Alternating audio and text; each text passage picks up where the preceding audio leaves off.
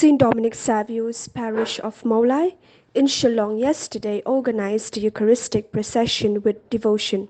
The Eucharistic Procession commenced from the premises of St. Dominic's Church and was taken through the different localities of Mawlai. Large number of faithfuls, including the priests, sisters and clergymen, led by the altar boys who carried the crucifix, prayed along the way for Pope Francis, the bishop and pastors of the Catholic Church. Devotion hymns were sung, including praying of the Holy Rosary.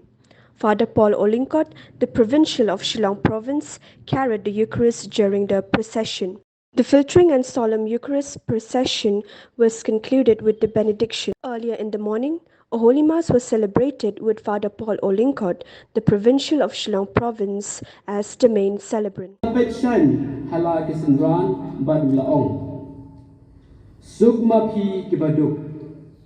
Naba kahima ublay kalong kajungpi.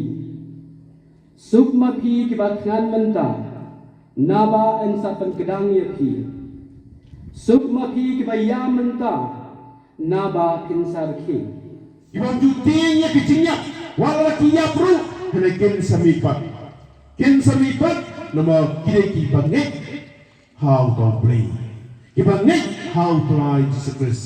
Kadang-kadang kebau Paulus orang mangi ngem contoh, lara mangi ngem ya kejimi pat jongkes, ngem ya Yesus akasin kebalingkau. Hakarta kabak kano? Pila dapat kano jopi? Cipau.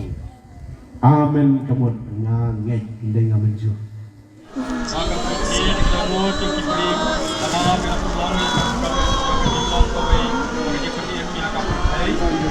Yang kapalang kejong bik, yang treilang, hakat ini,